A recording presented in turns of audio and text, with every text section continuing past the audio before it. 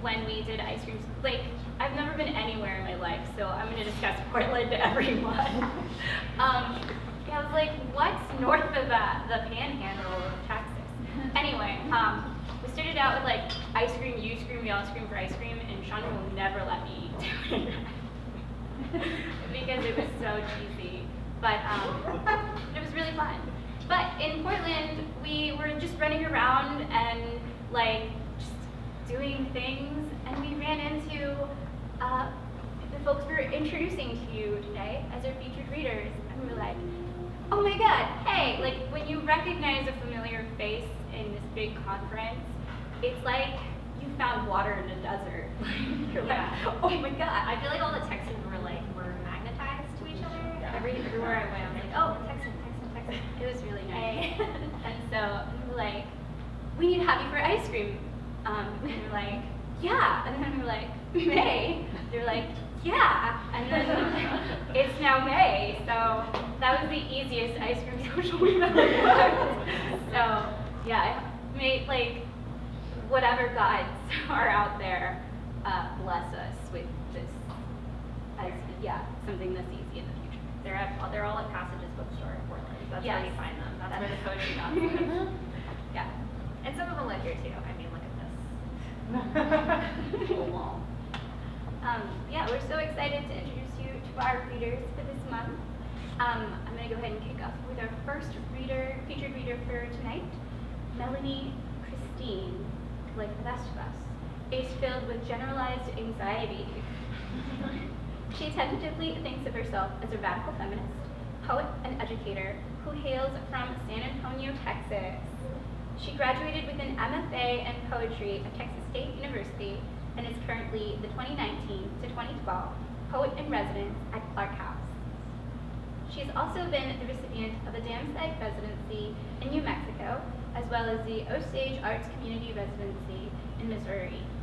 She's been published both online and in print by University of Health Press, and was commissioned featured artist for Luminaria San Antonio Arts Festival.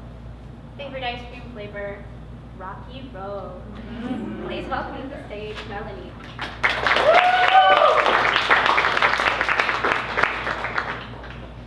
Obviously, I wrote that intro. Don't want to fool you, not very accomplished. So I get hyper nervous when I'm reading, so I get like real shaky or blotchy. So if that happens, just pretend like it's not happening. Thank you guys so much for having us. We're so stoked to be here. It's lovely seeing you guys in Portland.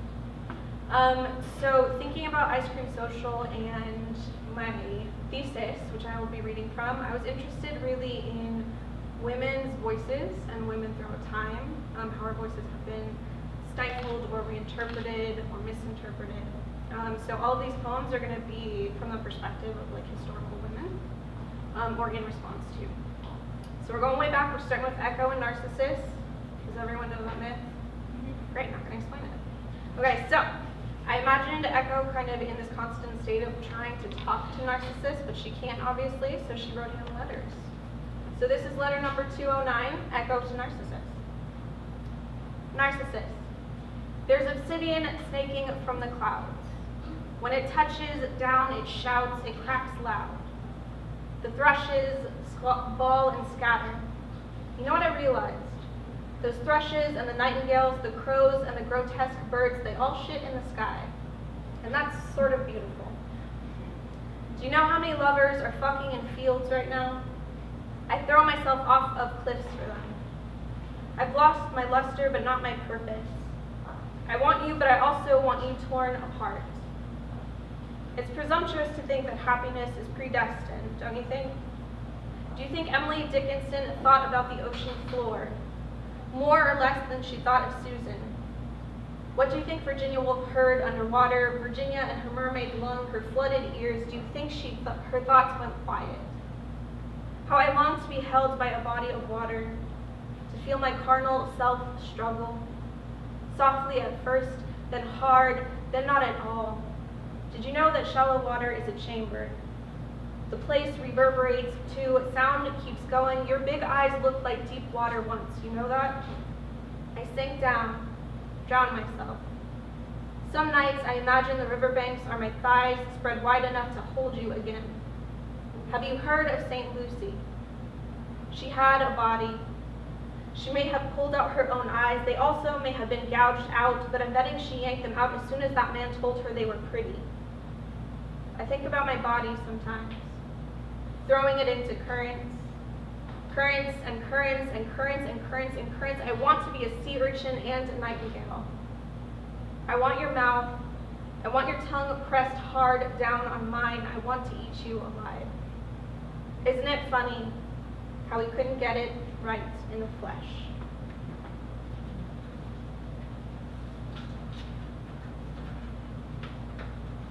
All right, so this poem is about, this is a series of poems about Joan of Arc. It's called When We Were Fire. 1. The dark hairs on Joan's forearms singe like loose threads of soft linen wood, if a frayed hem met a match.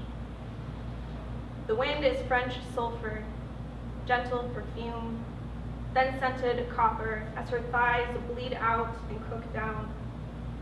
Joan was incandescent. 2. Martyred is such a generous way to say murder, to say burn, to take a body and turn it inside out, call it a witch, a liar, then amend it later. 3. The audience huddles around, mouths open like bouquets of funeral flowers, white stargazer lilies. 4. Joan heard voices and asked for an army. They lit her up for one or both of those things. But I wonder if Joan ever doubted her memory, the rustle of reed grass near the river behind her home, morning church bells and red climbing ivy. If she was used to people whispering, "I believe you" in public spaces, as if there were reason not to. I wonder if she had to say fire over and over to believe what she knew was happening. When burning women, light gets in the way of other light. All right, I wrote a series of poems to Wang Mei, who's a poet I really love and identified with. All right, October 21st.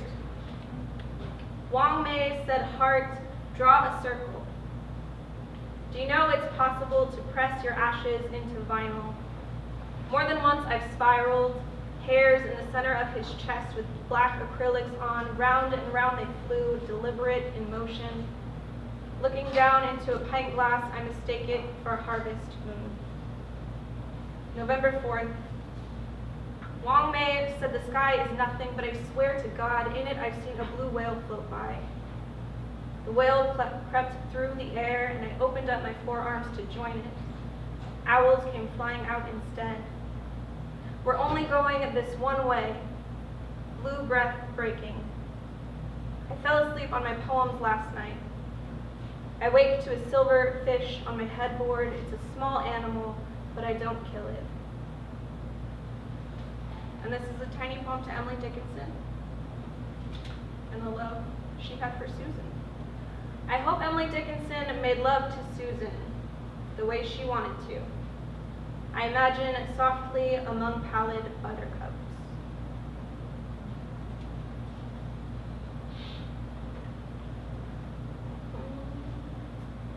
All right, birthday cake. Funny how when things are at stake, we set them on fire. You walked in waving. Red flags are funny too. Sweet talk is funny, especially alongside goose down like cotton candy. It's funny how Houston sunsets make me hungry. You tasted like buttercream last night, and it's funny that I came home to a chandelier raining. True story.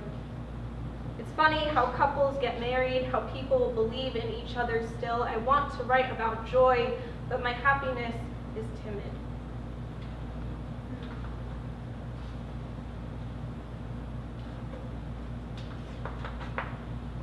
Okay.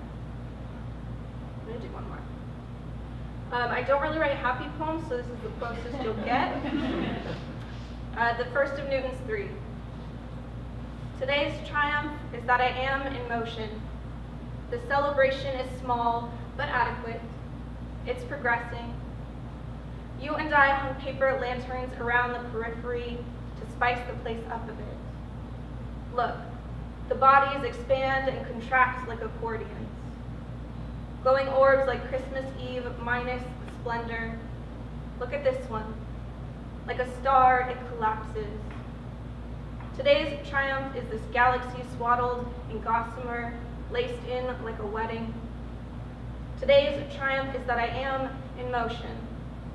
Forward I go, turning, heavy with blood. My blood is heaving, struggling and sighing and slow dancing with drunks in the dark. My blood has been places. A dashboard, a psych ward, a mattress. The heart just goes in circles until it doesn't, until something else happens. Thanks, guys.